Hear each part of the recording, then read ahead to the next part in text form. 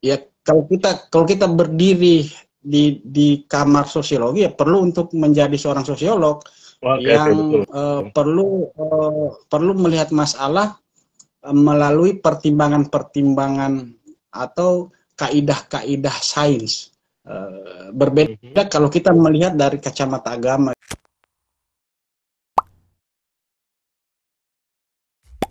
Assalamualaikum warahmatullahi wabarakatuh. Selamat datang di acara Didaktif, diskusi daring interaktif yang diadakan oleh Perpustakaan Supyati dan Kampung Kapuru.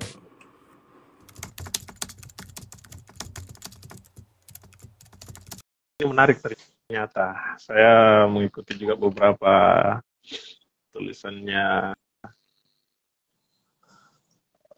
sosiolog dari Amerika Serikat ya. Baik, kita mulai ya. Iya, siap Kak. Baik, bismillahirrahmanirrahim. Assalamualaikum warahmatullahi wabarakatuh. Salam sejahtera, Om Swastiastu, Namo Buddhaya, salam kebajikan.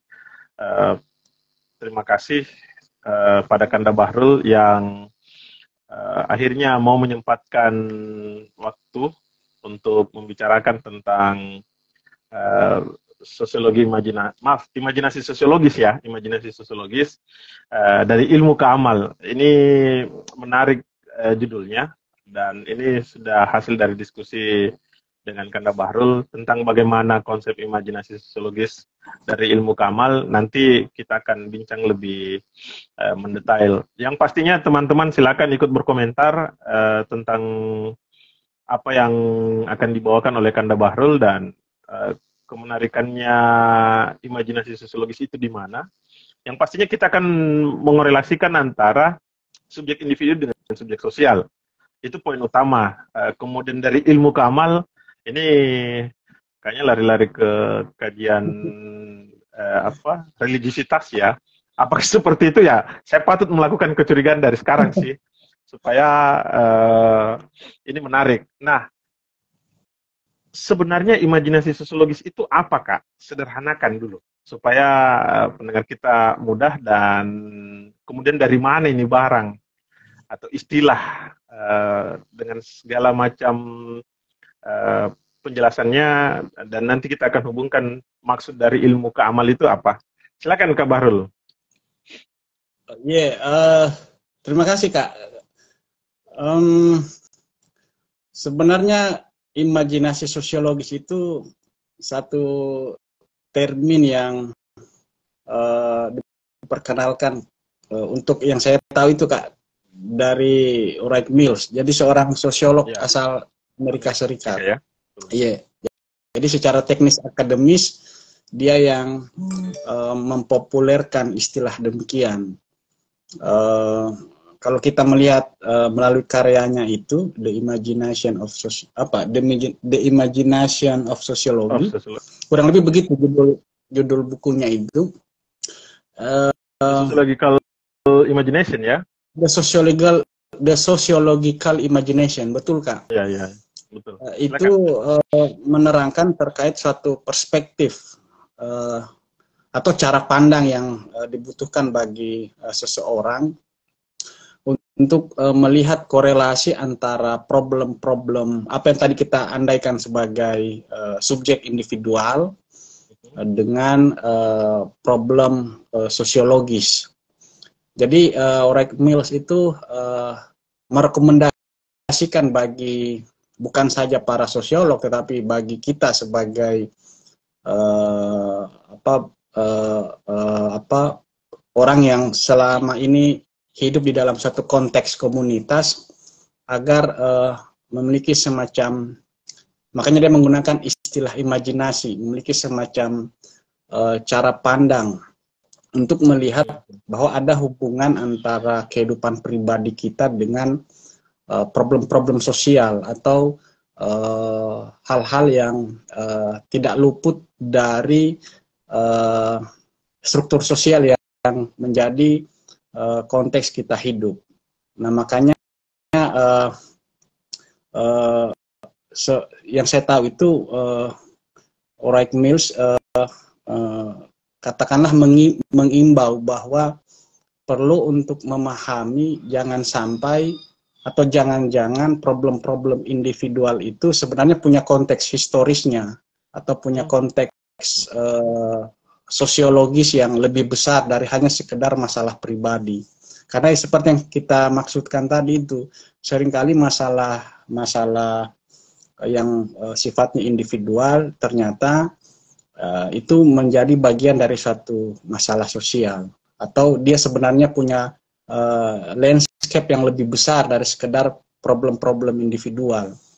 Makanya ya Ulrich Mills itu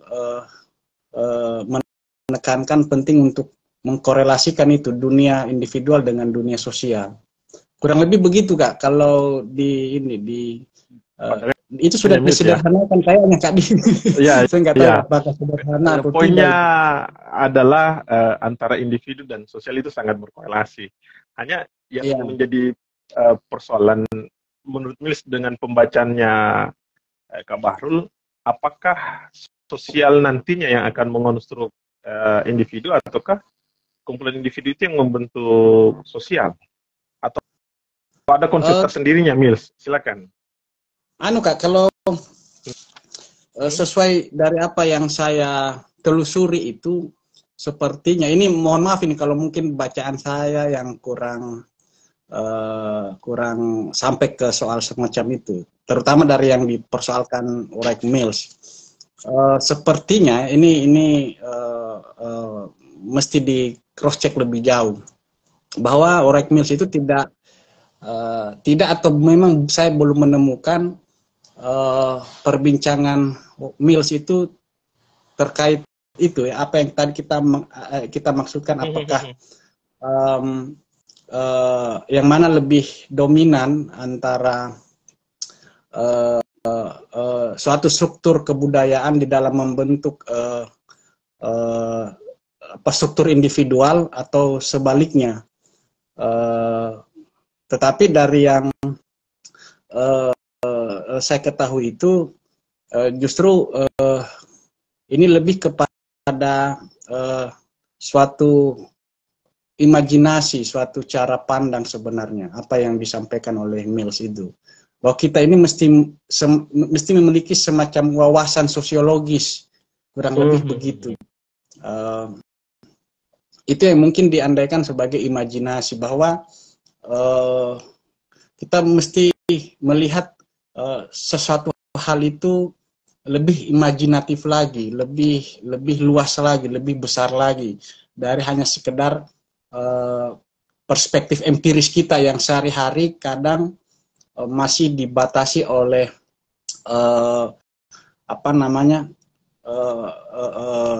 secara fisik. Kemampuan kita di dalam memandang problem itu kan dibatasi oleh kualitas epistemologis yang bersifat empiris, itu kan agak terbatas itu.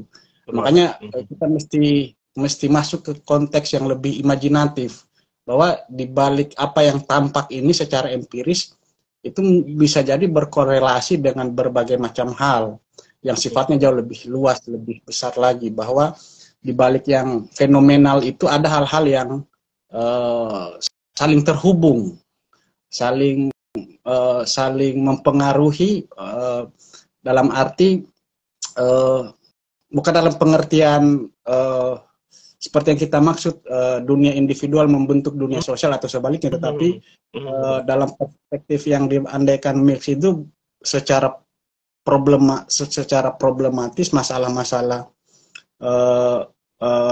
terkait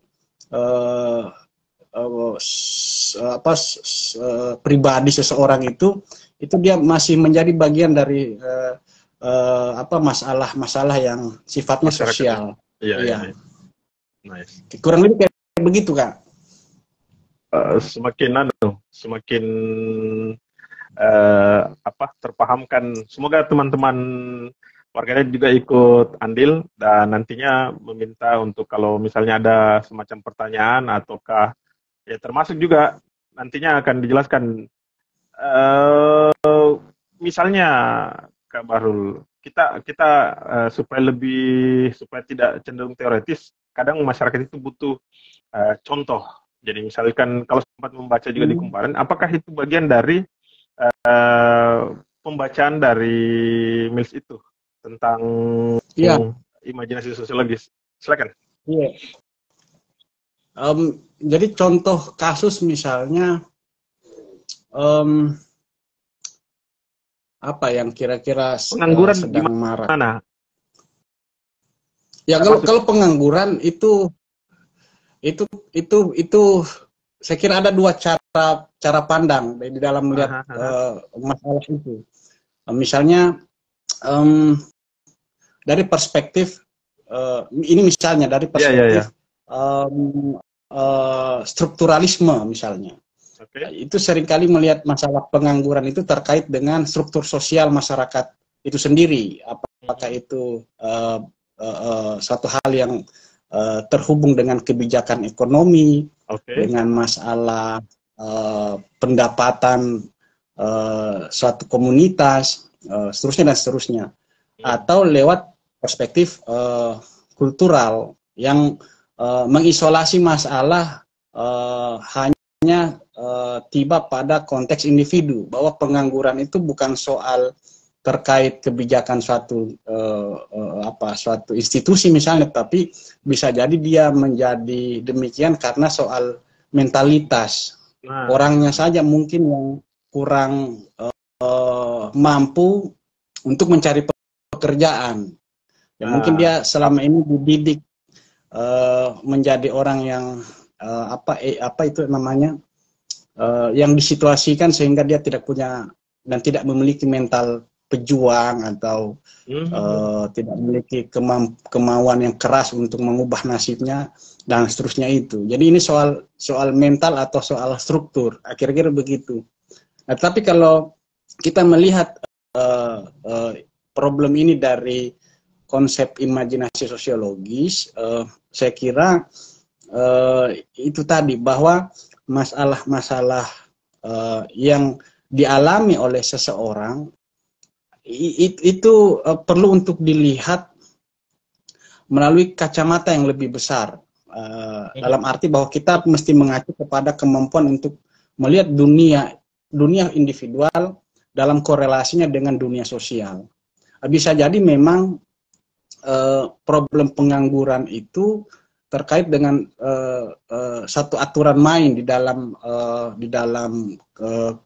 apa namanya itu, terkait dengan kebijakan suatu institusi dalam konteks masyarakat itu, atau terkait juga dengan apa namanya, semakin minimnya lapangan pekerjaan yang disediakan oleh suatu negara misalnya, atau apalagi memang mungkin institusi pendidikannya yang kurang maksimal sehingga menciptakan sumber daya yang tidak mampu bersaing, sehingga melahirkan generasi yang tidak mampu apa namanya, tidak memiliki kemampuan atau skill, atau bisa jadi terkait dengan apa namanya, jadi banyak hal yang bisa jadi itu lahir dari satu produk kebijakan, atau dalam konteks yang lebih radikal, mungkin ini suatu produk kekuasaan tertentu, sehingga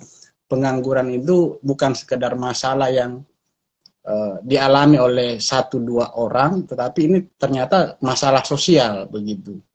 Nah, itu kalau menurutku dilihat dari itu kacamata atau perspektif imajinasi sosiologis itu, Kak. Kurang lebih kayak begitu yang saya tahu itu. Artinya imajinasi sosiologis ini apakah itu bisa dilihat juga pada aspek individual ya? Artinya kan kita sudah memiliki konvensi bahwa fenomena individu yang kemudian memiliki korelasi dengan sosial tadi. Nah, sementara contoh yang diambil tadi adalah sederhananya itu kata pengangguran. Jadi pengangguran terjadi, boleh jadi ada dua aspek. Apakah kalau istilah kita biasa dalam psikologis itu kan ada faktor individu dan ada faktor sosial, atau ada faktor internal, ada faktor eksternal. Betul. Nah, kalau faktor internal kita bicara kayak tadi gambarannya, boleh jadi skillnya secara personal tidak punya, atau boleh jadi dia malas, ataukah boleh jadi etos kerjanya yang kurang bagus. Tapi di sisi lain, kalau yang digambarkan tadi Bahrul kan memang pengaruh eksternal itu atau pengaruh sosial yang kita sebutlah bahkan lebih bahasa radikalnya adalah memang efek dari penguasa misalnya. Atau ada contoh lain supaya bisa semakin dekat dengan konsep imajinasi sosiologis ini sebelum kita masuk pada kajian apa maksud tak dari ilmu ke amal misalnya, kan gitu. Ya. Contoh lain kira-kira. Apalagi ya contoh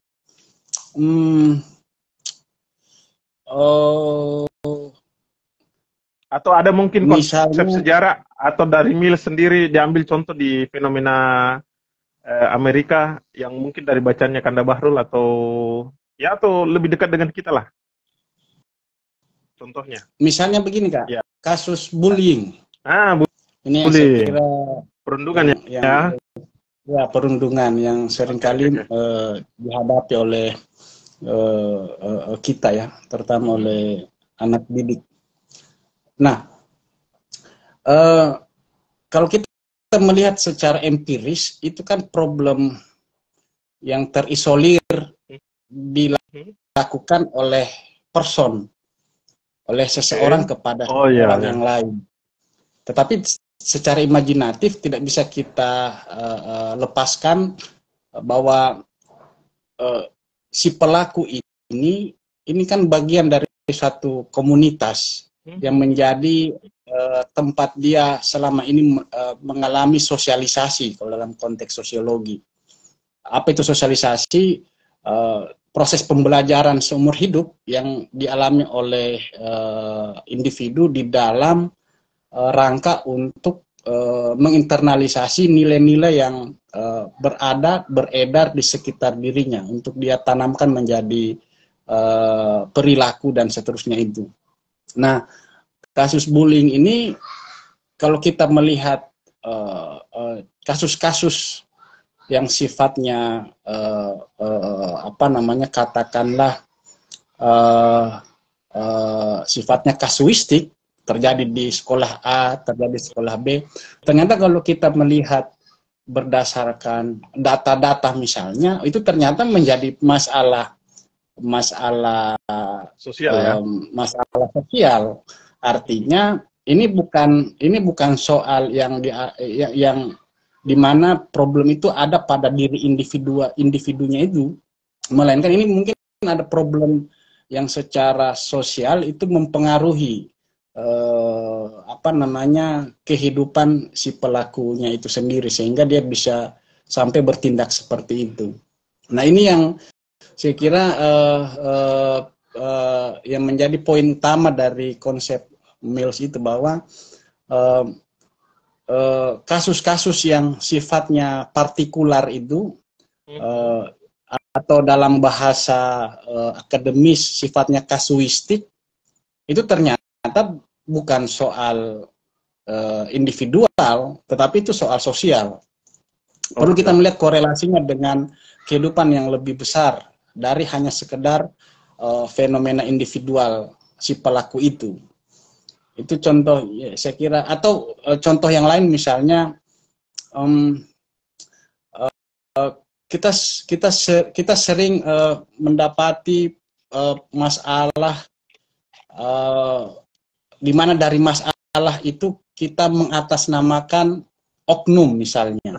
Kan bahasa oknum itu kan sebenarnya istilah yang mengisolasi problem yang sebenarnya itu bisa ditelusuri dan terkait dengan satu konteks yang lebih besar.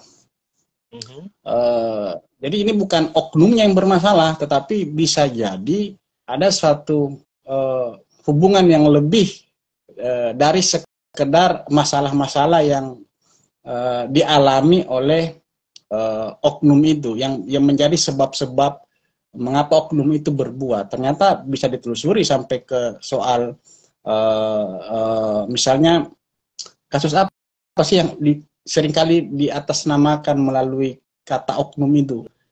Misalnya kasus korupsi misalnya. Oke, korupsi. Dan seringkali kita mengisolasi problem dengan oknum, dengan istilah yang membuat masalah ini seolah-olah tidak lahir dari suatu produk sosial tertentu. Sehingga kita katakan ini masalah individual. Si A itu korup karena memang oknumnya dari dulu seperti itu. Padahal kan dia bagian dari suatu relasi sosial, dia bagian dari suatu konteks sosial, dia bagian dari suatu tradisi, bagian dari suatu jaringan yang lebih besar yang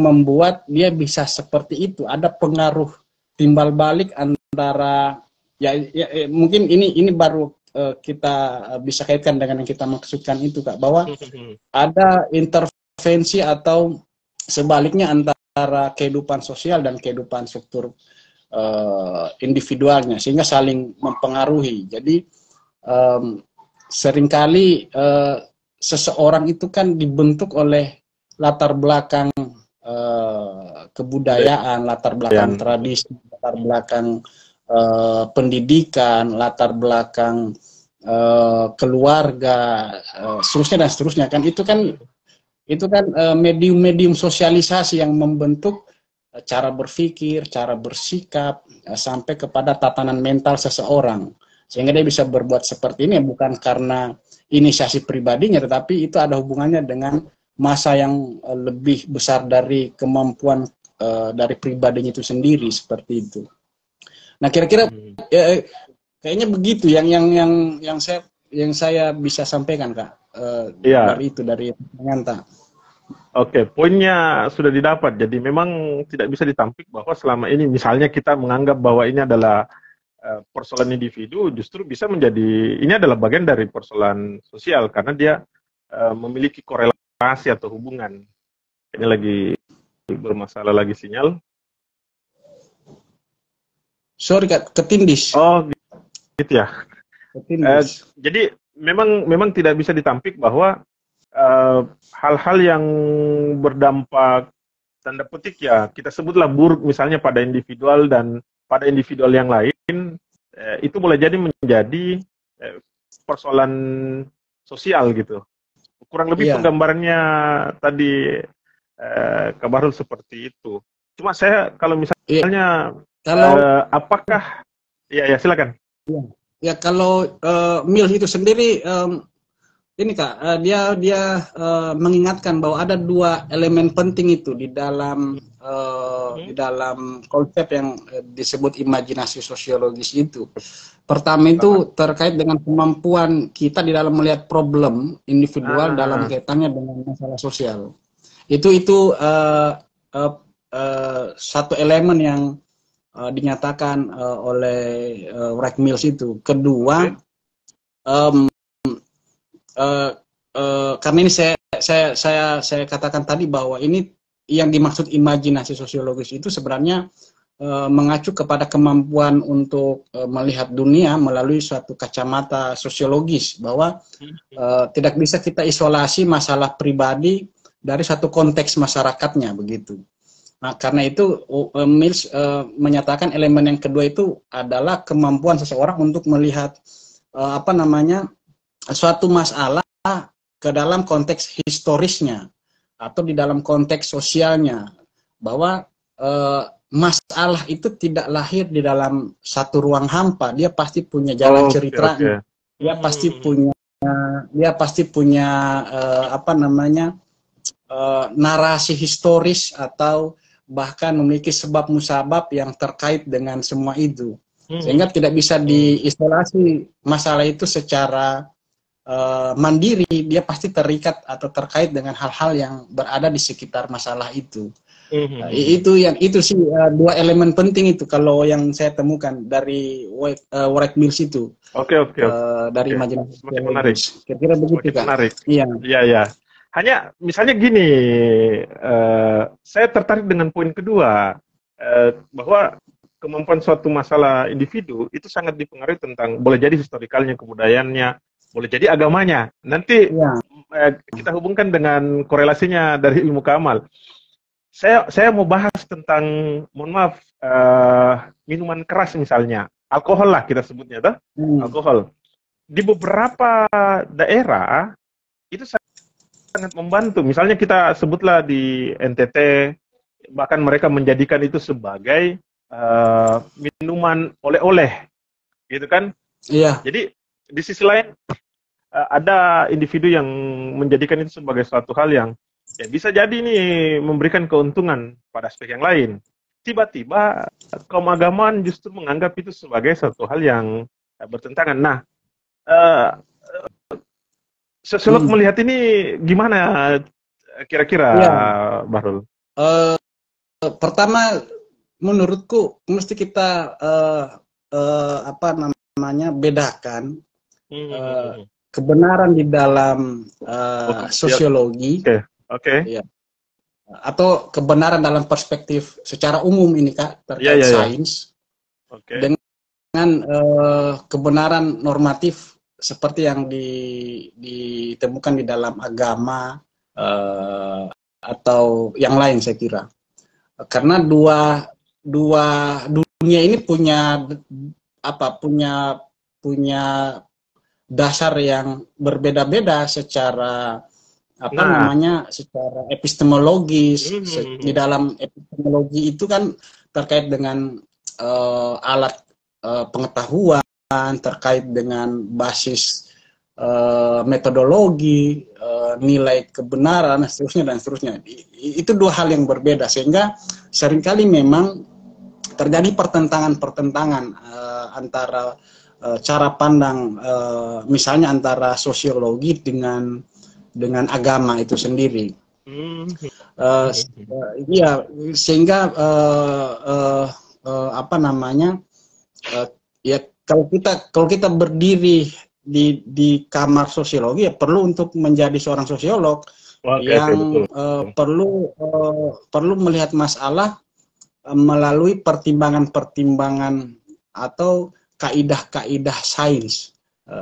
Berbeda kalau kita melihat dari kacamata agama yang kurang lebih ya sudah lebih kalau kebenaran agama sudah cenderung mutlak, kemudian bersifat tunggal, seterusnya dan seterusnya. Iya, terkait minuman keras itu ya itu kan satu katakanlah satu gambaran yang sifatnya plural, di mana setiap kebudayaan ya punya ukuran kebenarannya sendiri-sendiri seperti itu. Tidak mungkin kita kemudian mau menjustifikasi satu tradisi melalui perspektif agama, karena ya itu tidak adil, karena dua dunia ini punya ukuran yang berbeda. Itu masalahnya di situ, seringkali pertentangan karena kita menggunakan dua alat ukur secara bersamaan dalam menilai satu kasus. Begitu. Ya, jadi menurut saya kalau memang misalnya di NTT istilahnya itu di sana kan sopi, minuman keras, betul. Itu kan bagian dari tradisi mereka, cara mereka berinteraksi, cara mereka bersosialisasi itu salah satunya melalui medium sopi itu untuk mempererat kekeluargaan dan seterusnya itu. Itu tidak bisa kita tolak secara sosiologis. Itulah yang ada, itulah yang menjadi fakta, menjadi fenomenanya, dan apakah itu benar atau salah itu bukan urusan sosiolog ya, bukan urusan sosiolog. Beda lagi nanti. Tapi ini nanti kan ya ada problem saya kira untuk kasus ini, terkait dengan perlukah seorang sosiolog itu katakanlah hanya sekedar mendeskripsikan, atau dia patut untuk menilai fakta atau fenomena yang menjadi temuan di lapangan ini. Itu masih panjang, kurang lebih ada perdebatannya itu terkait apakah sosiolog itu satu jenis ilmu yang bebas nilai, biarkanlah fakta itu kita terima apa adanya, atau sosiolog itu mesti ikut serta di dalam menyertakan suatu ukuran-ukuran kebenaran, dalam arti ya dia tidak sekedar mendeskripsikan suatu fakta, tapi dia butuh justifikasi apakah fakta itu benar atau salah. Itu ya ada perdebatan tersendirinya itu Kak, kalau kita masuk lebih jauh di di soal-soal seperti itu. Saya membayangkan ini kalau Bahrul selaku sosiolog tiba-tiba dipanggil untuk menjadi saksi dalam sebuah kasus, misalnya tuh di ranah hukum ceritanya ini, baru diminta perspektifnya sosiolog. Tapi ya kata kuncinya sosiolog hanya memberikan perspektif ya, bahwa seperti ini, karena memang apalagi dalam dunia keilmuan kan semakin banyak perspektif yang dihadirkan semakin menguatkan proses imajinasi kita. Ada komentarnya Jumardi.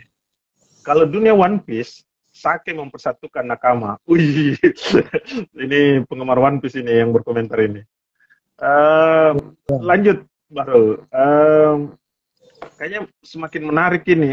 Maksud dari fokus judul kita tentang dari ilmu ke amal. Apa maksudnya itu? Silakan dikomentari. Menarik. Jadi nanti diseluruhkan.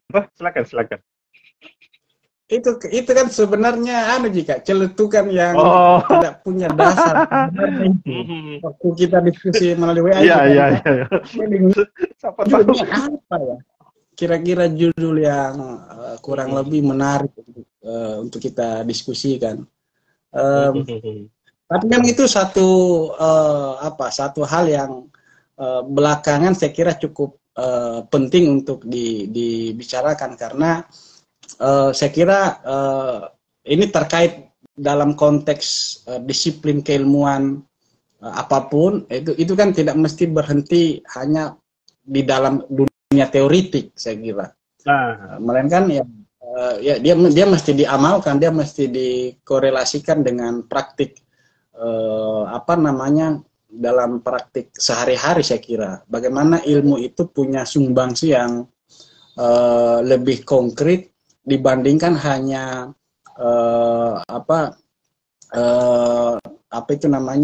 terisolasi di dalam dunia teoritik. Nah, saya kira ilmu itu kan harus hidup di dalam praktik. Kalau meminjam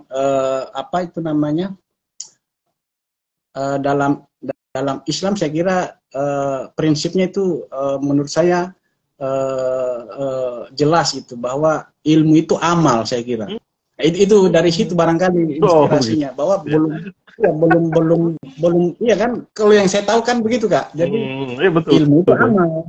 Iya, ilmu itu amal. Jadi kalau hanya sekedar narasi tetapi tidak hidup di dalam praktek, tidak melahirkan amal, saya kira itu kan belum bisa atau belum layak kita sebut ilmu, saya kira. Kalau saya dari cara pandang begitu, sehingga kayaknya bagus juga nih sosiologi, ya mesti juga menjadi karena dia bagi saya selama ini mempelajari disiplin sosiologi, ya mesti juga kurang lebih menjadi suatu itu meminjam perbincangan itu hari Kak dengan Haji. Itu, ya katakanlah sejenis way of life lah, jalan hidup lah, kira-kira begitu. Ya, kurang lebih begitu. Saya masih tertarik dengan diskursus atau contoh yang dihadirkan Bahrul tadi tentang perundungan. Ataukah kita hubungkan, karena dihubungkan tadi dengan dunia peserta didik atau siswa, yang sering menjadi persoalan adalah kasus tentang, kita sebutlah HAM misalnya, anak-anak yang ya artinya zaman mengalami transformasi, zaman mengalami perubahan. Dulu kata pukulan misalnya, tanda petik ya, pukulan yang dilakukan oleh guru-guru kita, apakah itu juga bagian dari proses imajinasi sosiologis dalam kacamatanya? Karena kita tidak bisa tampik bahwa ini akhirnya menjadi urusan publik sampai dibuatkanlah undang-undang dan sebagainya. Tapi aspek lain ternyata banyak hal yang menjadi persoalan fundamental bagi seorang guru misalnya, tidak bisa jadi tuntutan akhirnya itu pada guru, wah ini tidak sopan nanumu, siswamu dan sebagainya. Seolah-olah standarisasi kesopanan ketika ada punishment yang diberikan kepada anak didik. Saya mau melihat perspektif persoalan ini. Ya, saya kira setiap masa itu punya cara berpikirnya sendiri. Setiap zaman itu punya pengetahuannya sendiri-sendiri, iya. Sehingga untuk saat ini apa yang kita anggap benar atau sebaliknya kita anggap salah mungkin saja di masa lalu itu masih dibolehkan. Misalnya model belajar yang melibatkan kegiatan fisik dari guru, misalnya kalau dia menemukan murid yang malas, kan bukan suatu problem. Mungkin saya kira di masa lalu tidak jadi masalah kalau ditoyor kan, ini dongok, nah ini anak tidak mau belajar kan, seringkali kan itu di alam ya. Saya mungkin masih bukan mungkin ya, pernah juga mengalami hal-hal seperti itu. Dan itu kita anggap wajar karena pengetahuan kita memang belum seperti atau tidak secanggih seperti sekarang. Nah, sekarang kan zamannya sudah berbeda sehingga perlu cara berpikir yang kompatibel dengan zaman kita sekarang ini. Termasuk untuk saat ini ya pendidikan ternyata melibatkan juga pengetahuan kita tentang hak asasi manusia, melibatkan juga pengetahuan kita terkait dengan model-model pembelajaran yang sifatnya manusiawi. Ternyata pendidikan itu juga melibatkan ilmu parenting misalnya. Pendidikan juga melibatkan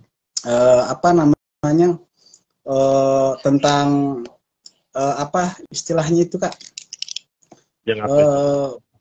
Kenapa saya lupa. Ya kurang lebih seperti itu. Jadi sekarang pengetahuan kita makin berkembang sehingga itu memperbaharui cara kita bersikap, saya kira. Cara kita bertindak.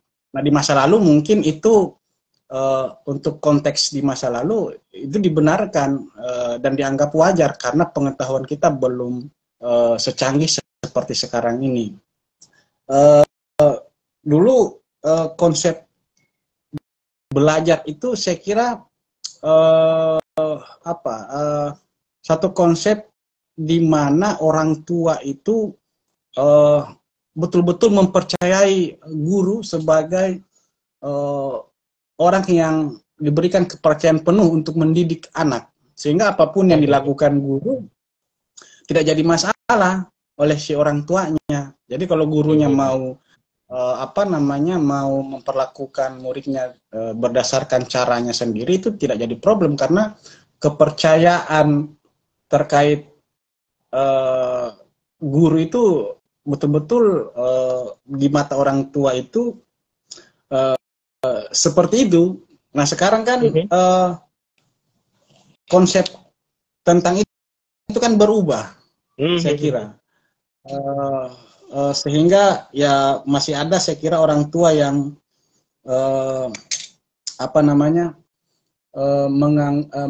seringkali mengajukan komplain kalau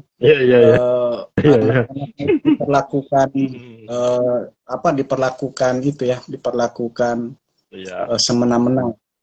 Karena dulu kepercayaannya saya kira setiap yang dilakukan guru itu demi kebaikan, saya kira. Sesuatu yang dianggap benar. Tapi kan sekarang tidak seperti itu.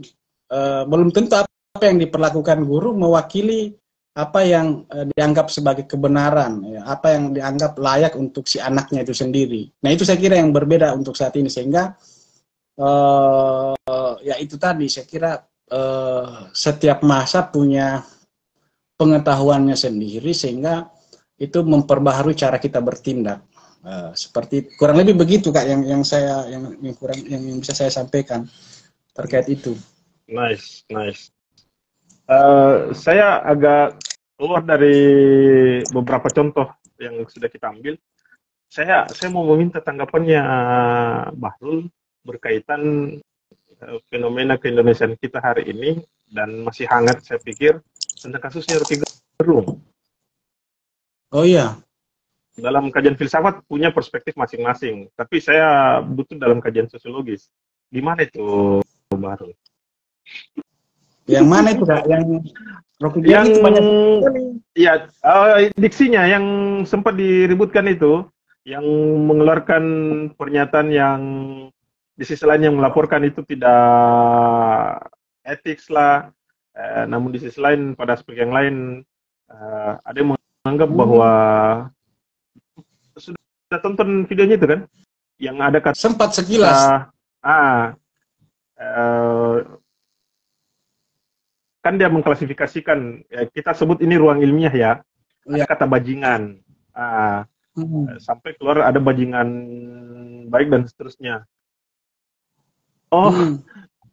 Ada yang bertanya ini, atau nanti pertanyaan saya lah, kita coba jawab dulu pertanyaan Snefliet Akmal ini.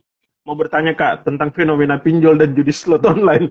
Bagaimana kaca sosiologi melihat Kak?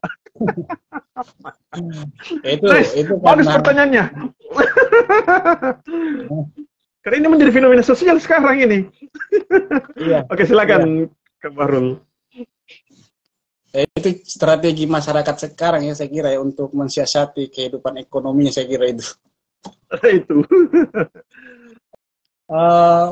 Komentari lah. Ya gimana ya, terkait fenomena judi online, itu mungkin banyak dilihat dari pelakunya sendiri, saya kira banyak motifnya ya. Itu mungkin ada pengaruh dari kehidupan ekonomi, kemudian ada pengaruh dari pemahaman berkaitan dengan terkait dengan halal dan haram misalnya, terkait dengan pendidikan, mungkin juga terkait dengan lingkungan, sehingga kalau kita mau membedah satu persatu itu memang cukup kompleks fenomena itu. Tetapi saya kira kalau kita melihat berdasarkan garis besarnya, fenomena seperti itu tadi saya kira itu cara-cara yang yang sudah menjadi semacam jalan pintas bagi sebagian orang untuk untuk keluar dari problem-problem ekonomi yang mereka alami. Ya mungkin ini terkait dengan banyak hal, saya kira. Apakah itu lapangan pekerjaan, pendapatan, minimnya minimnya, pertama itu tadi minimnya lapangan pekerjaan, kemudian terkait dengan soal kemiskinan, terkait dengan masalah pendidikan, terkait dengan kebijakan politik misalnya dari suatu negara misalnya, sehingga membuat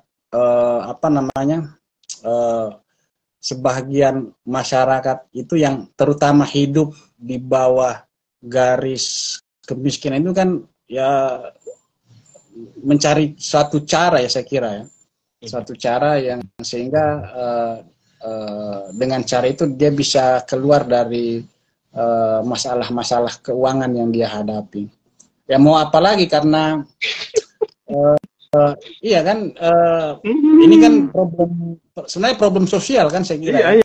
Masalah sosial, dan ini yang harus ini saya kira bagian dari PR yang harus diselesaikan secara sosial, dan itu tugas pemerintah saya kira dalam hal ini untuk mengantisipasi problem ini, saya kira. Dan itu bukan saya pribadi bukan orang yang saya kira kita mesti tahu diri ya, sebatas apa yang bisa kita lakukan. Saya kira kita tidak bisa sampai untuk itu kan. Nah ini makanya tugas pemerintah bagaimana sih melihat fenomena itu.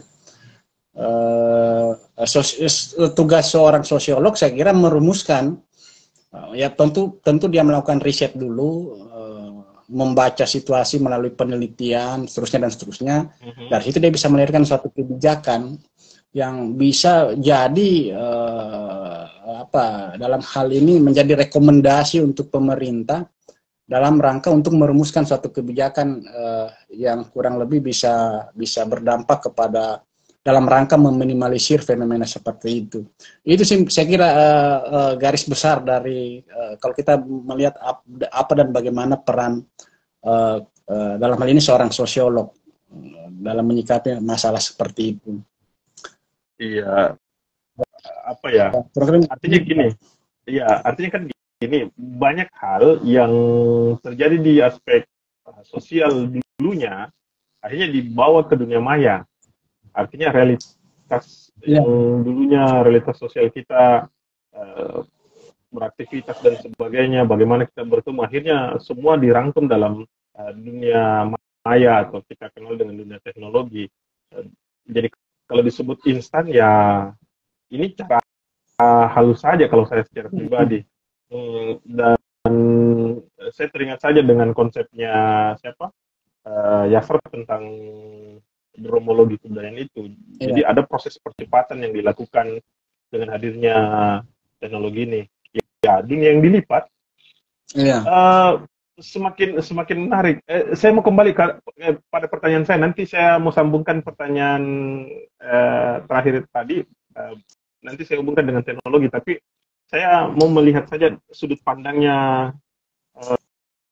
imajinasi sosiologis, atau kita sebutlah sosiolog lagi lah, supaya kita tidak terlalu terjebak juga pada tema kita saja. Tapi saya mau melihat bagaimana, karena Bahrul kan kita menyebut, termasuk ini dari Lentera Makassar, pembicara sosiologi muda yang mumpuni. Semoga secepatnya bisa S3. Amin.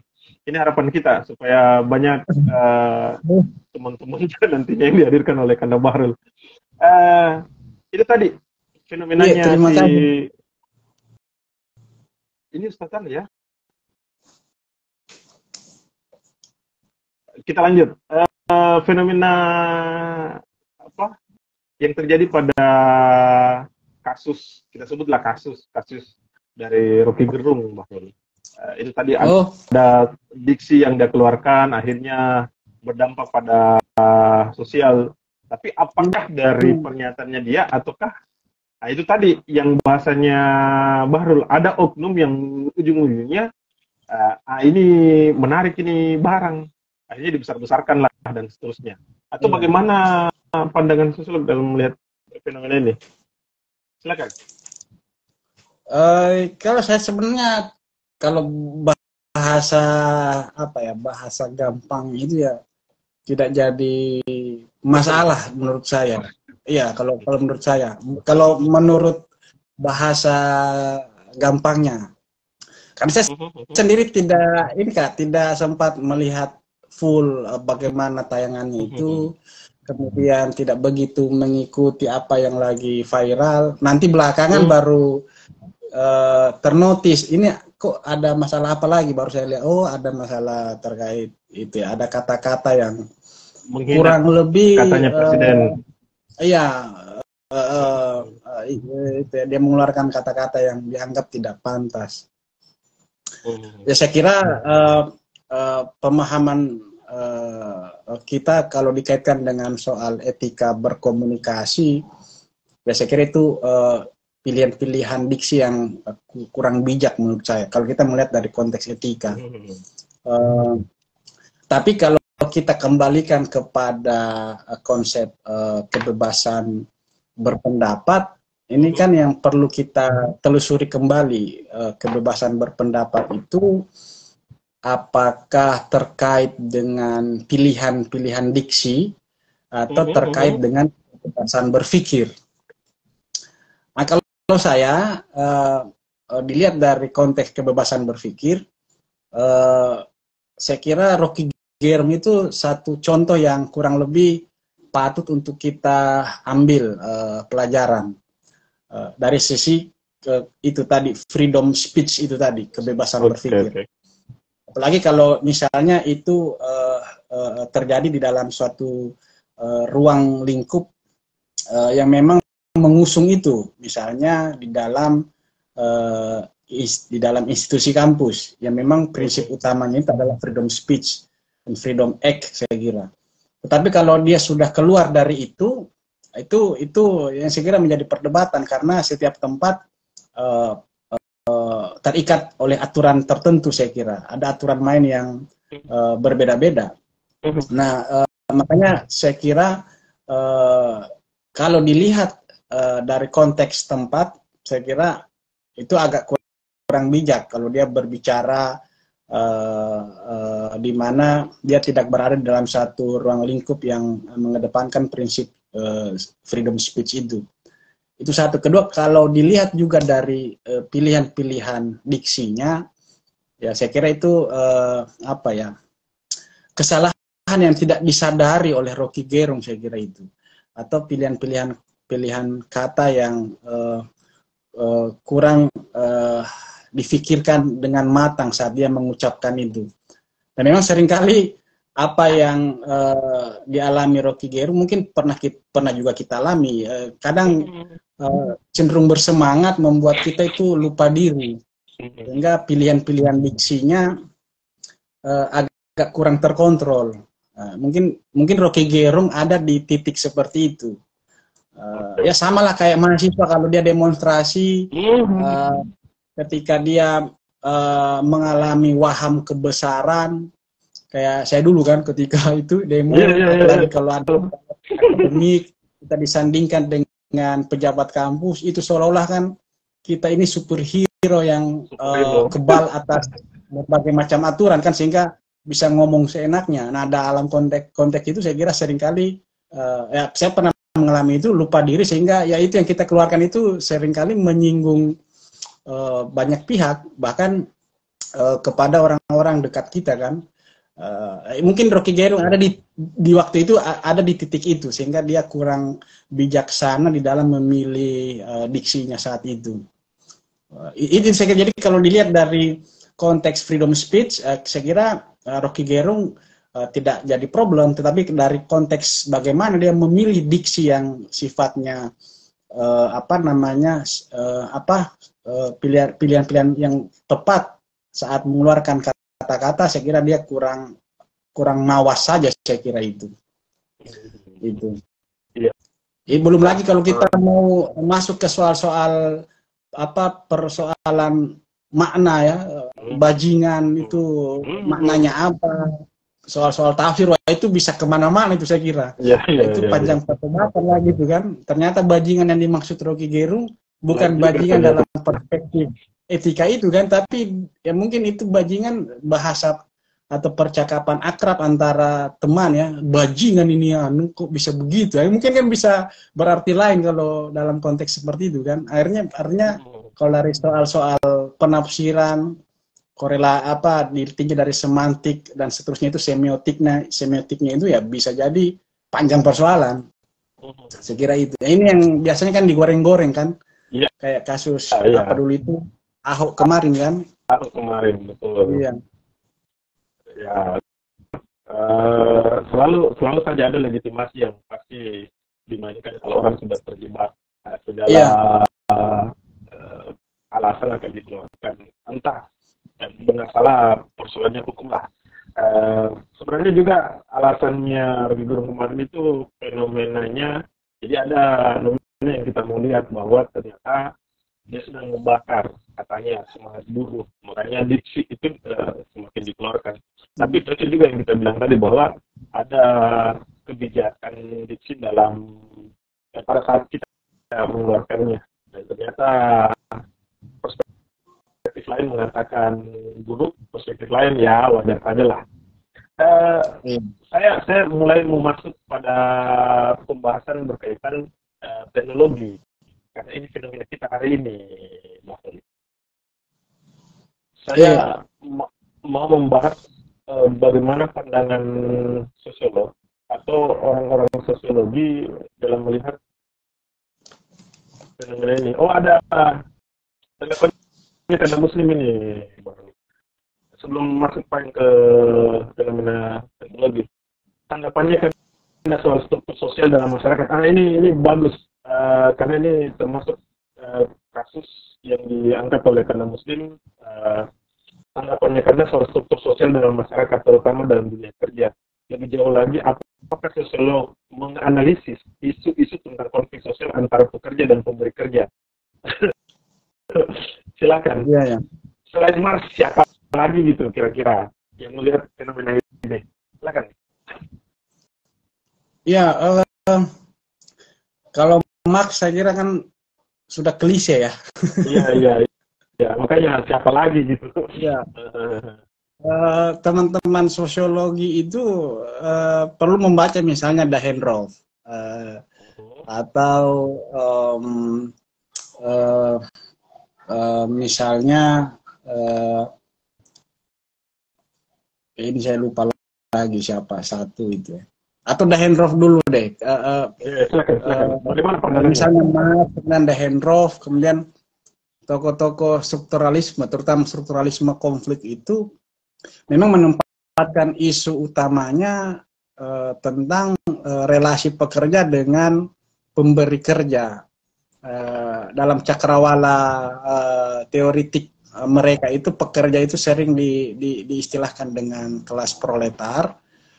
Pemberi kerja itu adalah kelas yang disebut sebagai bourgeois. Apakah sosiologi menganalisis isu-isu kayak gitu ya iya, ada satu grand teori yang memang memfokuskan perhatiannya kepada isu-isu seperti itu. Misalnya itu tadi, cuman yang menarik misalnya Dahenroff itu melihat bahwa pertentangan itu tidak selalu melibatkan kelas pekerja dengan kelas bourgeois. Seringkali di antara kelas pekerja itu ya mengalami juga pertentangan-pertentangan. Artinya tidak diandaikan sebagaimana Marx melihat kelas pekerja itu solid, kemudian bisa menimbulkan suatu perlawanan yang lumayan besar dalam rangka untuk merebut alat produksi, tetapi Dahenroff melihat di dalam kelas pekerja juga seringkali mengalami apa itu namanya pertentangan-pertentangan dan melihat konflik lebih dinamis.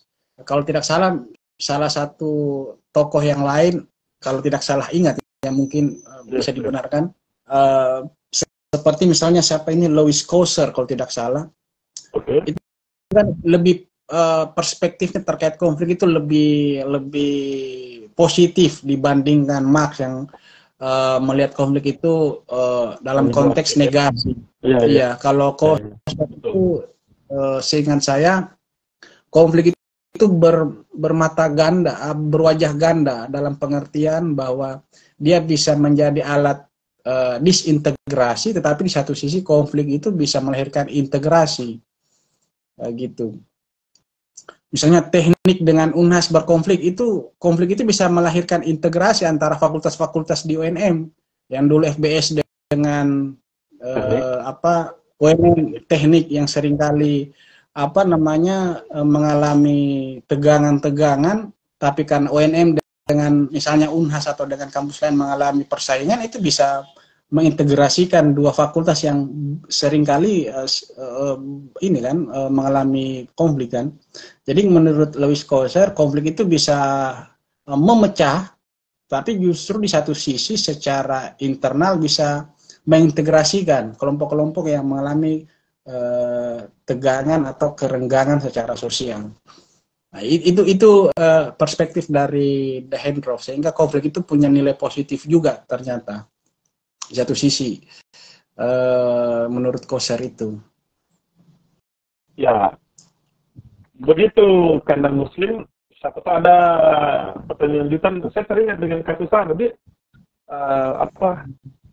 selama ini konflik yang terjadi misalnya yang di Parantambung itu fakultas dengan fakultas sebelah, ya pasti akan menguntungkan di sisi lain bagi pejabat kita, apalagi kalau sudah ada tim auditor, dimainkan dulu itu bareng supaya tim auditor itu agak berpikir kalau mau kampus Parantambung.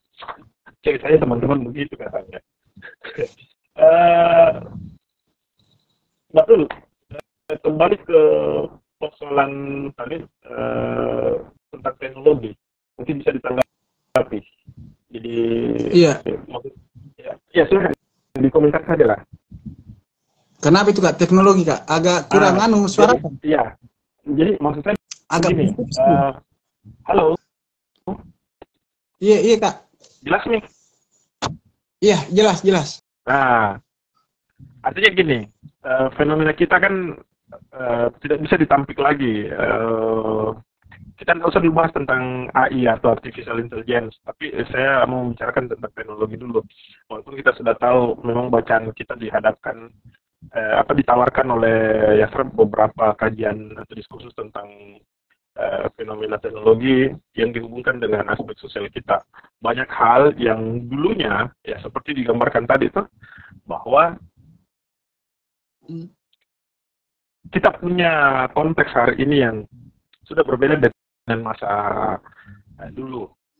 Dulu kita kalau mau menonton bola hanya pada pukul 16 misalnya, setelah salat asar kita ke lapangan, karena kita tidak bisa melihat bola di waktu lain. Belakangan akhirnya kita bisa menonton bola biar pukul 3 dini hari bisa mungkin nonton bola. Tapi yang saya maksudkan adalah bagaimana sosiologi secara keilmuan itu melihat fenomena ini. Apakah di sisi lain tidak bisa ditampik ataukah bagaimana? Silakan, Marun. Iya, teknologi itu merupakan produk kebudayaan. Oke. Ya, jadi itu artinya tidak bisa dihilangkan itu, karena dia bagian dari produk kebudayaan. Atau dalam perbincangan yang lebih spesifik, teknologi itu produk dari sains. Produk dari sains. Hubungannya bahwa kebudayaan kan itu satu konsep yang saya kira cukup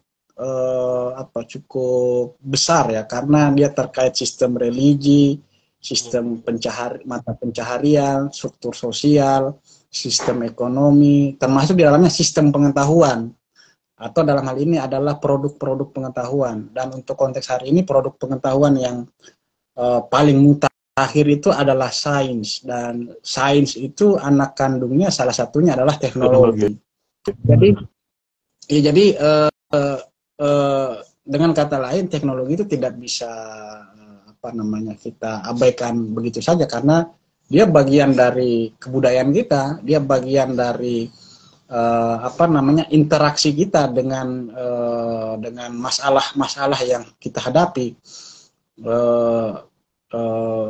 Misalnya begini, dulu orang mengalami problem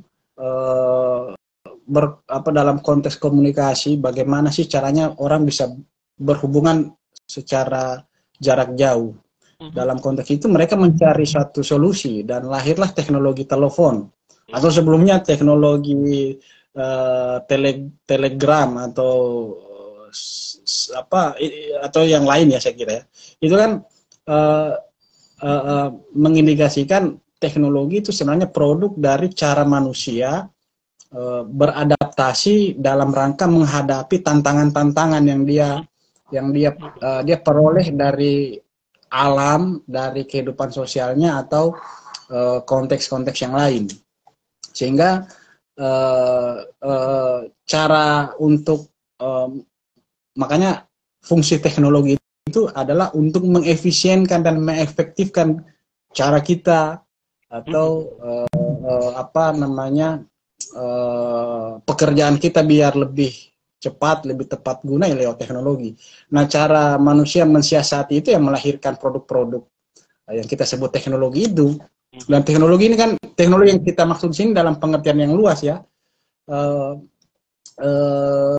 bukan sekedar alat-alat yang kita lihat sehari-hari ini berupa handphone, laptop, apalagi namanya pesawat televisi, seterusnya dan seterusnya. Dulu bahkan bajak sawah itu juga misalnya produk teknologi. Pakaian itu produk teknologi. Jadi apa yang lahir, apa yang kita pakai sehari-hari ini kan adalah hasil dari teknologi. Dan itu terkait dengan sistem pengetahuan masyarakat itu sendiri. Jadi semakin maju sistem pengetahuan manusia, itu kurang lebih akan berkorelasi dengan teknologi yang dia hasilkan, saya kira. Dan misalnya kalau kita kaitkan dengan artificial intelligence, itu cermin dari bagaimana tingkat pengetahuan hari ini, bahwa secara global kemampuan manusia secara sains itu sudah cukup tinggi sehingga bisa menghasilkan teknologi artificial intelligence itu. Dan itulah produk kebudayaan masa kini, saya kira, yang perlu untuk kita kita apresiasi, dan agak naif kalau kita mau menolak itu, saya kira.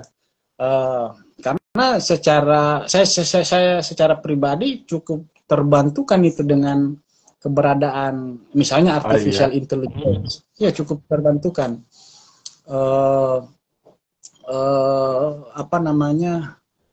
Jadi saya agak berbeda dengan pandangan yang cukup pesimistik yang melihat perkembangan teknologi. Saya justru belakangan ini cenderung optimistik. Tinggal bagaimana kita melihat ulang korelasi atau hubungan antara manusia dengan teknologi. Apakah relasinya ini akan setara atau saling menegasikan, di mana teknologi lebih dominan mensubordinasi manusia, atau sebaliknya manusialah yang perlu untuk mendominasi dan mendudukan teknologi sebagai bagian dari kehidupan dia sehari-hari, yang bisa dikontrol, diarahkan, dan dipertanggungjawabkan secara kemanusiaan. Nah, itu saya kira, Kak, ya, pandangan saya ya, Bu. Iya. Saya yang saya artinya memang fenomena teknologi ini kan kita sepakat memang tidak bisa ditolak dan tidak bisa terima secara 100% kayak gitu. Artinya tinggal kita yang mampu melihat mana sisi positif dan negatifnya. Kan selalu seperti itu, namanya saja ilmu pengetahuan. Hanya yang menjadi masalah karena saya hanya mau melihat pada aspek sosiologisnya. Aspek sosiologis yang saya maksudkan adalah saya hubungkan tadi dengan kasusnya Kanda Muslim misalnya, tentang pekerja. Beberapa pekerja akhirnya diberhentikan karena dengan yang dulunya kita lihat ya. Jadi yang dulunya pas pekerja itu banyak aktivitasnya, banyak yang harus dikerja, tapi dengan hadirnya teknologi akhirnya pelan-pelan itu kemudian dihilangkan, lahirlah PHK dan sebagainya. Bahkan di sisi lain dulu katanya konsep sosial tak, artinya ini saya memakai perspektif lain lagi supaya ada sisi lain yang bisa dijelaskan bahwa ternyata fenomena sosial kita tergerus juga dengan sendirinya. Di sisi lain ya, kira-kira bagaimana tanggapannya Bahrul dengan melihat fenomena seperti itu? Iya, kan saya kira gugur satu tumbuh 1000. Prinsip itu saya kira tidak hanya berlaku bagi dunia kepahlawanan ya. Kalau seperti dalam lagu kan, gugur satu tumbuh 1000. Dalam dunia hari ini saya kira soal pekerjaan ya memang teknologi menghilangkan banyak pekerjaan, tetapi di satu sisi dia melahirkan berbagai macam pekerjaan lagi, berbagai macam pekerjaan baru. Kayak ini, siapa yang bisa menduga pekerjaan menjadi YouTuber, menjadi TikTokers, menjadi apa yang kita sebut influencer, itu kan tidak pernah terbayangkan sebelumnya kan. Tapi mengapa itu bisa terjadi? Karena memang saya kira produk pengetahuan kita yang sudah seperti ini sehingga melahirkan jenis-jenis pekerjaan baru. Jadi ini ada hubungannya dengan akumulasi pengetahuan. Semakin berkembang tingkat pengetahuan suatu peradaban, itu dengan sendirinya akan melahirkan jenis-jenis pekerjaan baru. Iya, hari ini saya kira kita sudah tiba di era yang menekankan kreativitas, menekankan dimensi-dimensi imajinatif, dimensi-dimensi apa itu namanya, dimensi-dimensi yang memerlukan unsur-unsur kerjasama, sehingga setiap pekerjaan hari ini nyaris tidak bisa dilakukan secara individual. Dia mesti melibatkan banyak orang.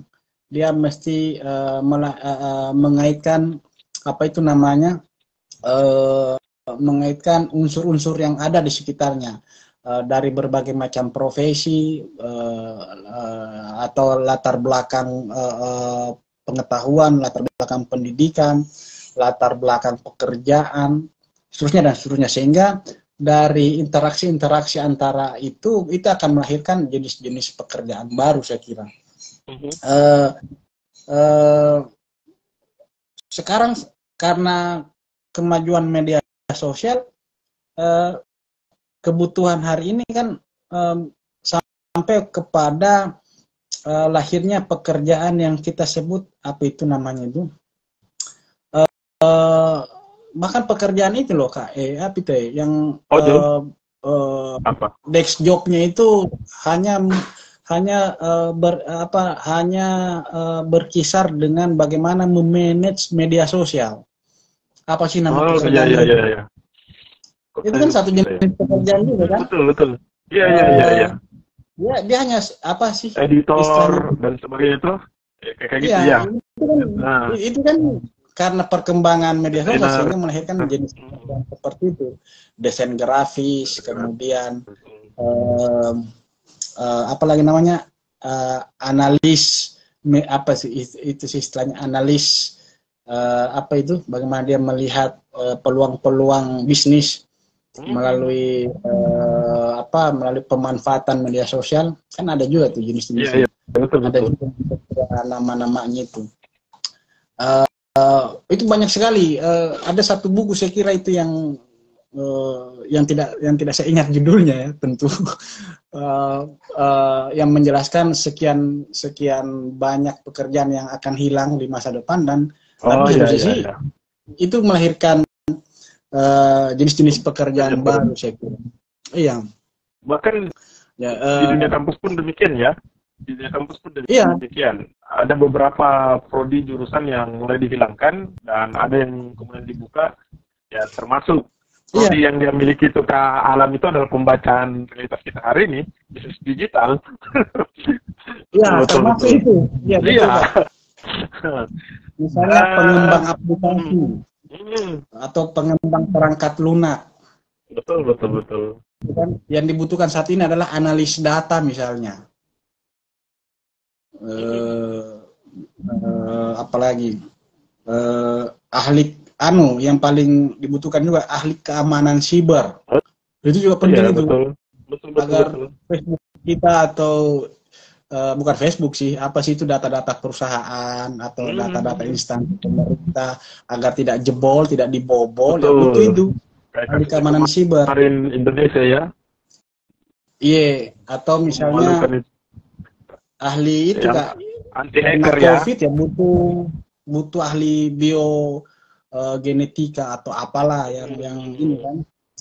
Atau misalnya apa sih itu sekarang Kak yang lagi tren motor listrik kan, itu pakai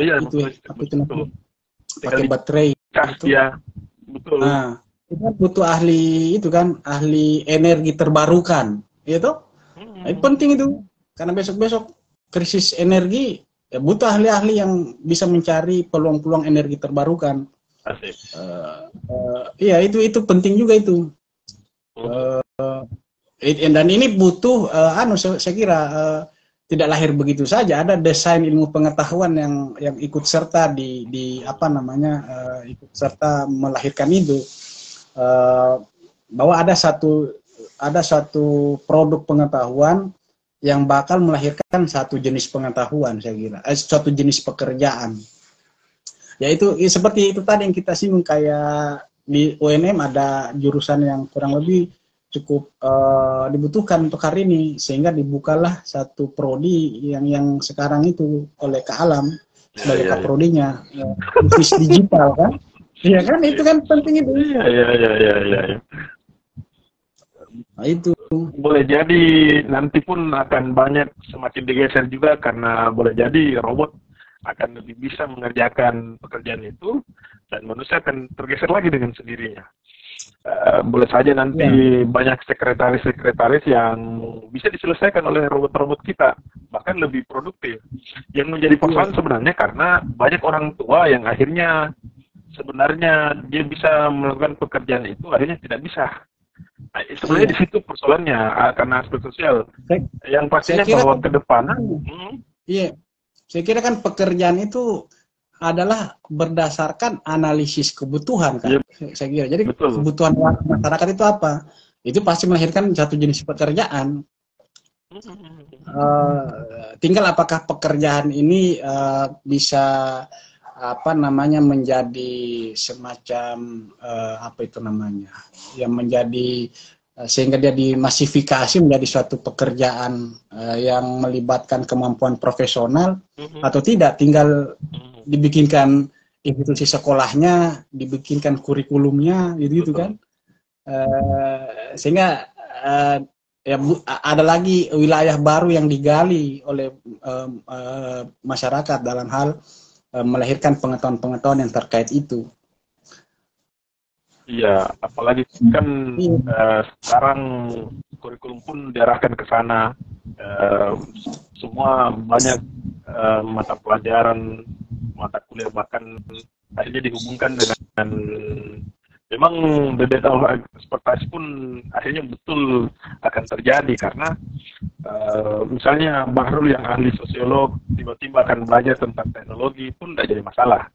Anak S1 pun demikian hari ini. Akhirnya kita tidak bisa tampik bahwa persaingan itu sangat dibutuhkan hari ini. Salah satu contohnya adalah kreativitasnya. Kalau Anda tidak kreatif maka siap digilas oleh zaman. Asik ya. Ada pertanyaan.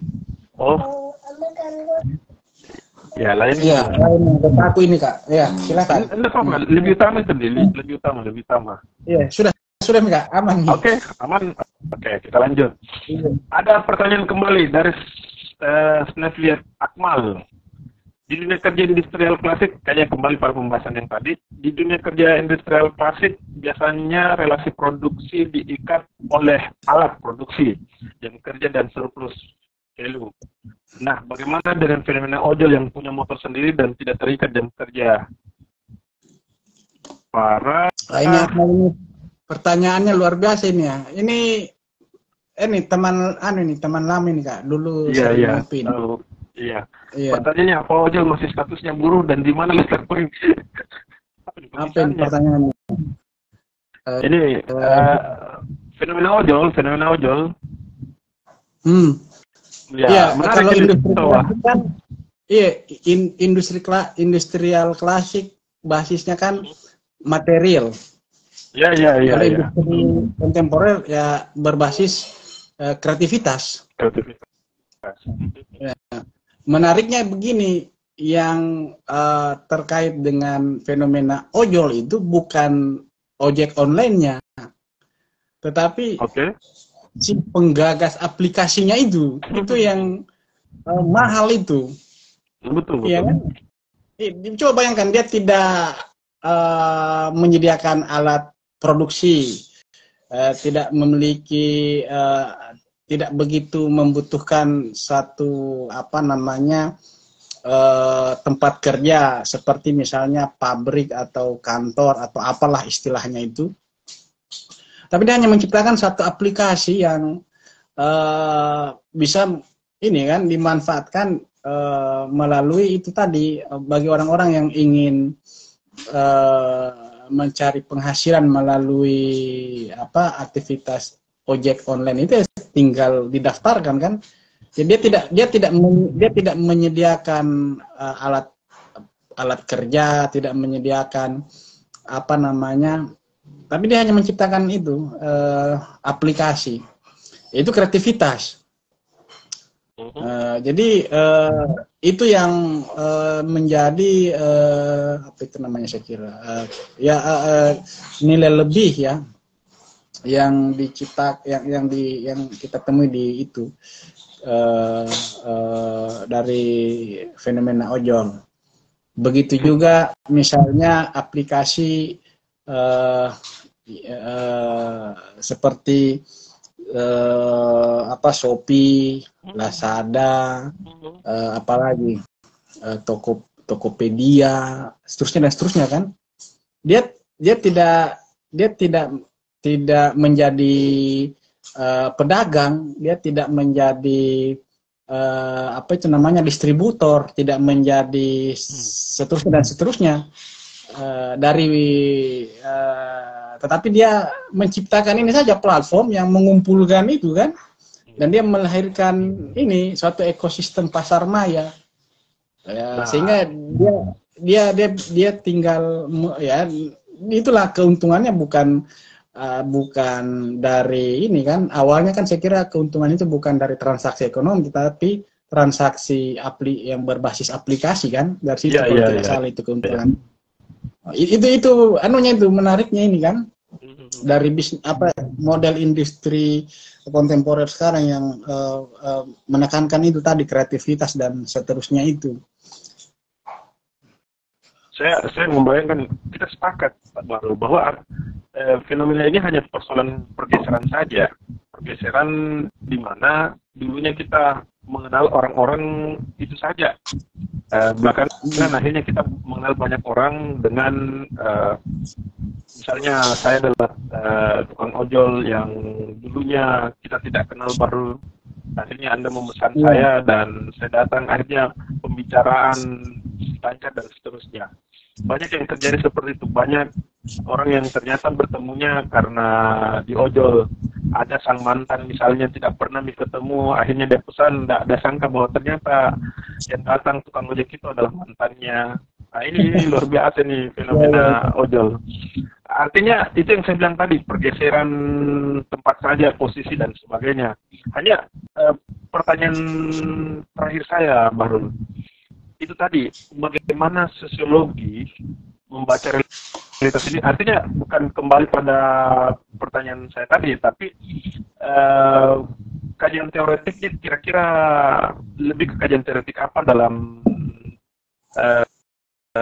sosiologi itu? Karena kita tidak bisa tampik bahwa konsep keilmuan kita hari ini tidak bisa berdiri sendiri. Ada proses pengintegrasian dengan keilmuan lain misalnya. Dulu kan kalau kita berbicara tentang sosiologi ya hanya aspek-aspek itu saja. Iya. Sosiologi dan teknologi biasanya teorinya apa yang kena itu, Bahrul? Sekarang perbincangan yang terbaru itu sebenarnya tidak baru amat Kak. Baru karena mungkin saya yang baru tahu itu ya.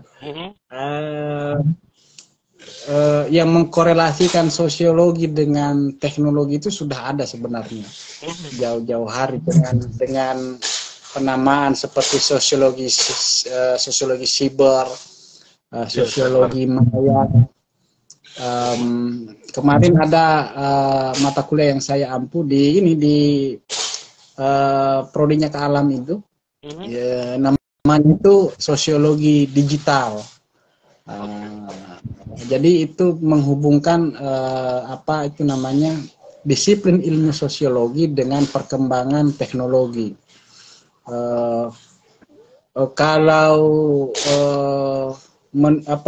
Kalau kita melihat dari konteks temuannya itu, ada seorang sosiolog dari Amerika, saya tidak hafal betul namanya. Itu kajiannya terkait itu adalah ini Kak, bagaimana mereka melihat seberapa apa itu namanya, seberapa fungsionalkah itu teknologi dalam konteks riset misalnya. Oke. Atau seperti misalnya bagaimanakah peran teknologi yang bisa dimaksimalkan ketika dimanfaatkan untuk sosialisasi, untuk pembelajaran. Itu kayak begini-begini Kak. Jadi dari situ dia melihat begini, oh ternyata kan ini yang temukan itu yang salah satu inisiator itu kan saat itu melakukan ini Kak, melakukan apa sih, publikasi hasil risetnya itu melalui platform apa namanya, teknologi. Dia melihat wah dampaknya itu besar sekali, sehingga tercetuslah suatu pikiran bahwa wah ini menarik ini kerja-kerja akademis ketika dikawinkan dengan pemanfaatan atas teknologi itu ternyata punya dampak yang besar sekali. Nah, dari situlah lahirlah kajian terkait itu dan dari situ mulai dikenal dari apa yang tadi saya sebutkan itu istilahnya itu sosiologi siber, sosiologi maya atau sosiologi digital. Dan semakin ke sini semakin berkembang tema-tema kajiannya Kak. Misalnya salah satunya bagaimana pengaruh teknologi terhadap pola interaksi, seperti apa apa namanya kedudukan signifikan dari media sosial di dalam melahirkan perubahan sosial misalnya. Seperti kejadian ini Kak, salah satu kasus kalau kita mau mendekatkan kepada perbincangan ini adalah Arab Spring itu, fenomena Arab Spring. Itu kan punya ada sumbangsi dari media sosial. Nah, ternyata itu punya pengaruh yang cukup besar di dalam melahirkan suatu perubahan-perubahan, terutama melahirkan suatu gerakan perlawanan terhadap satu institusi kekuasaan. Nah, itu ternyata ada korelasinya dan menurut saya ini tidak jauh dari apa yang sering kali didiskusikan selama ini, bahwa ada proses apa itu istilahnya, saling mempengaruhi dan saling mengandaikan antara apa itu namanya kehidupan masyarakat dengan interaksinya terhadap teknologi. Nah, ini terus bagaimana sosiologi melihat itu, ya dilihatlah itu interaksi sosial kalau di mediasi medsos kayak gimana pengaruhnya, apakah ada perubahan-perubahan dinamika masyarakat ketika misalnya contoh ketika orang-orang Kajang sudah menggunakan handphone, itu gimana sih pengaruh-pengaruh kulturalnya, atau misalnya bagaimana sih fenomena e-commerce, apakah mereka melahirkan masalah atau justru sebaliknya, termasuk misalnya dalam sosiologi itu sosiologi digital misalnya pengaruh apa itu demokratisasi terkait institusi politik. Jadi tinggal melihat interaksi antara masyarakat dengan teknologi dari kacamata sosiologi, sehingga sosiologi digital itu lahir kurang lebih seperti itu. Kira-kira begitu Kak. Sip. Bro, sebenarnya selesai nih tadi. Cuma muka pertanyaan terakhir mungkin. Siap Kak, siap. Menurut Bahrul ya, bagaimana pandangan Bahrul mengomparasikan, saya menyebutnya kualitas rasa yang dialami Bahrul dengan menggunakan teknologi dan jika dibandingkan dengan fenomena sosial yang sering bertemu langsung, kontak fisik dan sebagainya dengan orang misalnya.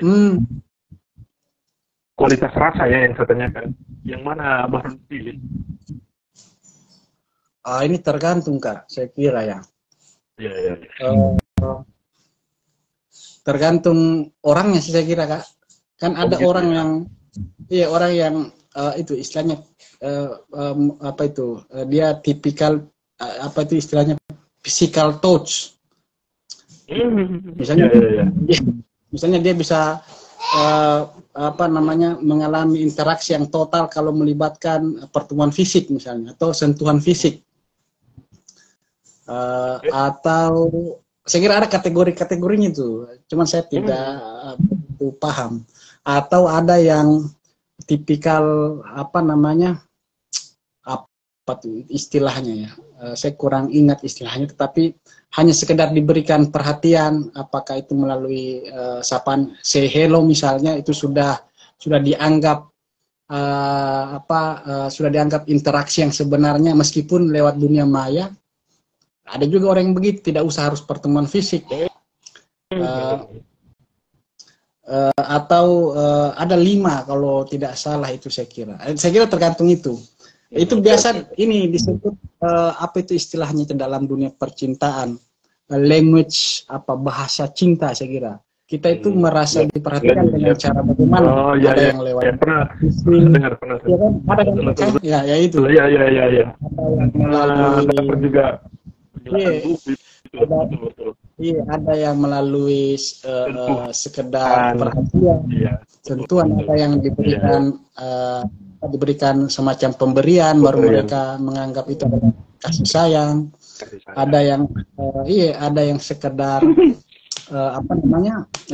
itu tergantung, itu yang saya kira. Nah, kalau orangnya misalnya jenisnya adalah physical touch, ya mau tidak mau ya interaksi itu harus bertatap muka, harus hadir secara real time antara mereka berdua dalam konteks ruang dan waktu yang sama. Tetapi kalau kualitas rasanya itu bisa terpenuhi meski hanya lewat pertemuan seperti ini misalnya,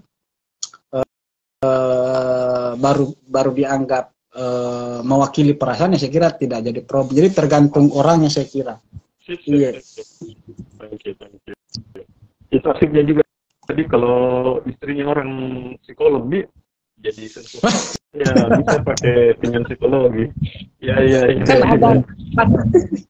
ada itu filmnya saya kira Kak. Bahkan mohon maaf ini dalam konteks hubungan seksual saja itu hanya melalui imajinasi itu sudah bisa mencapai suatu klimaks, mencapai suatu titik di mana saling ini kan, saling ini itu kan, wow, saya bilang wah luar biasa juga ini orang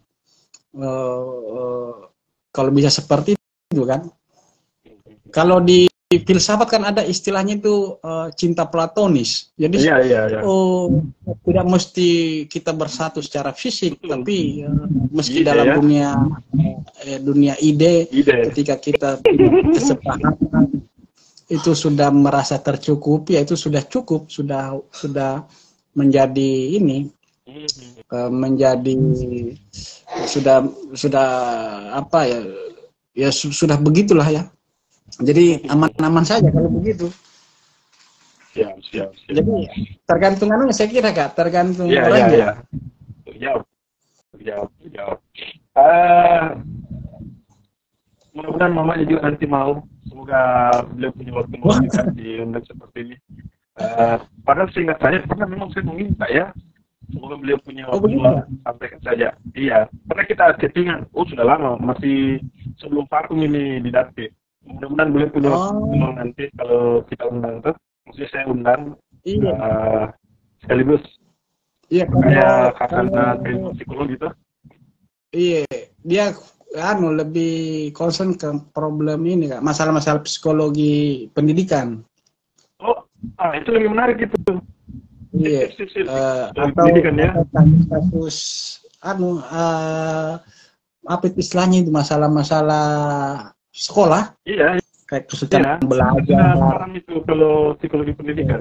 Karena memang ini kayak nilai begitu. Iya. Akan dihubungkan juga dengan filsafat pendidikan, akan berkorelasi semua itu. Iya. Begitu. Iya. Yang PAC itu semua ada temani itu. Vygotsky. Iya. Bahrul, sebelum kita tutup Bahrul, minta satu kalimat penutup tak? Waduh, apa itu di? Ya, tentang ini imajinasi sosiologis dan dihubungkan dengan fenomena kita di atas hasil diskusi. Atau ada quote tersendiri dari Bahrul? Silakan Bahrul. Saya tidak punya tidak punya quote yang lahir dari anuku sendiri, tapi saya itu selalu mengutip satu kutipan dari bukunya itu apa itu kayak Rumah Kertas. Rumah Kertas. Rumah Kertas. Siapa lagi penulisnya itu? Nah itu tipis di tipis bukunya. Itu. Ya itu menarik sekali itu. Saya juga lupa itu siapa penulisnya itu, Rumah Kertas. Tunggu saya search, saya tahu. Carlos Maria. Carlos Maria Domingos. Iya, Carlos Domingos Maria, betul. Ya? Iya. Iya, betul. Oke. Saya sarankan ini kalau ada teman-teman yang masih menyimak bisa dibaca itu. Ada satu kalimatnya itu yang menarik dan sering saya pakai untuk apa ya menggagahi lah suatu percakapan kira-kira begitu. Atau bisa dijadikan quotes. Kalau tidak salah kurang lebih begini Kak, buku atau membaca buku mengubah takdir hidup orang-orang. Itu kalau tidak salah ingat itu, entah di halaman berapa itu. Oke. Jadi buku mengubah takdir hidup orang-orang. Saya percaya betul itu kalimat, bahwa dengan sebuah buku, takdir hidup orang itu bisa berubah. Dengan sebuah buku. Iya. Itu menarik sekali. Jadi saya cukup yakin dengan kalimat itu, karena kayaknya saya ini atau teman-teman atau kita ini mungkin berubah bisa kayak begini ya, karena buku kayak gitu, kira-kira begitu. Iya. Ya kurang lebih begitu Kak. Ya, Bahrul, sebelum kita tutup Bahrul, seperti biasa bintang tamu saya suruh jawab cepat dari 2 pilihan. Bukan berarti saya pendukung dualisme itu, tapi silakan dijawab cepat saja ya. Realitas atau maya? Apa? Realitas atau maya? Realitas. Asin atau manis? Manis. Individu atau sosial? Sosial. Sastra atau sains? Sastra. Terakhir. Istri atau anak? Bingung saya ini. Kalau yang ini Kak. Harus memilih. Istri atau anak? Si Malakama ini Kak.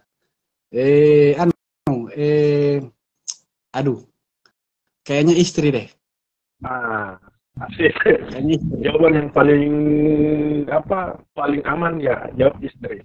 Karena istri akan menemani insya Allah di hari tua. Sementara anak akan memilih takdirnya. Anak akan memilih pasangannya kelak, kalau istri kelak sudah tidak berlaku lagi tuh. Asik. Makanya yang jomblo itu, kemarin jomblo di sini cepat-cepat makin cari pasangan. Jangan mau menasihati orang lain, itu mau teman dekatmu. Tidak ada yang mau jomblo di sini. Sempat bergabung tadi. Oke, makasih nih. Tadi 5.000. Iya. Tapi Kak. Ya, silakan. Bisa saya izin Kak Di, kan saya ada podcast. Oke, silakan. Silakan. Bisa saya ini Kak tuh Ali Wahana kan. Iya, silakan. Iya. Oh ini seperti, ya, hasilnya. Iya, yang kayak kemarin Kak tuh. Iya, silakan. Iya. Kalau bisa kita unduh memang cepat tuh, karena saya rencananya saya liwanakan juga kan ke YouTube, jadi supaya orang tidak terlalu ini, karena hasil dari sini kalau sudah saya unduh otomatis kalau misalnya sudah kita unduh saya tanya pasti nantinya itu sudah atau belum. Kalau belum saya tetap simpan di Instagram ini, tapi kalau sudah kalau saya juga sudah unduh, mungkin untuk persiapan ke YouTube supaya tidak di Instagram. Iya. Kalau sudah tidak apa-apa, nanti saya rekam dari situ saja. Oh begitu ya. Sip. Suaranya juga tahu. Oh iya, saya tahu. Iya, menarik yang kemarin itu. Iya. Sekaligus masih terjaga mamanya. Iya. Masih terjaga. Maksudnya masih belum tidur. Lagi di kamar Kak sama adiknya Banu. Siap. Iya. Salam buat mamanya, salam buat dua tuh sekarang. Lola. Nah, 2 mis. Apa Kak? Sekarang tuh 2 mis sekarang. Iya. 2. Alhamdulillah Kak. 2. Iya. Insyaallah. Nah, bilang Oh, kalau insya Allah berarti mau tambah ini kayaknya. Siapa tahu Kak tuh ke depan, siapa tahu. Iya. Bilang orang kalau satu beres secara kebetulan, kalau dua baru dipercaya. Biasanya orang begitu. Teman-teman cerita begitu. Terima kasih. Iya. Salam buat kemenakanku juga. Salam buat teman-teman di Makassar. Iya. Kata kuncinya adalah rindu yang mempertemukan kita walau lewat virtual ini. Terima kasih. Masya Allah. Iya Kak. Terima kasih atas pertemuan ini. Sehat selalu di. Siap. Selanjutnya. Oke. Iya siap Kak. Siap. Terima kasih banyak Kak. Assalamualaikum warahmatullahi wabarakatuh. Iya Kak. Waalaikumsalam warahmatullahi wabarakatuh.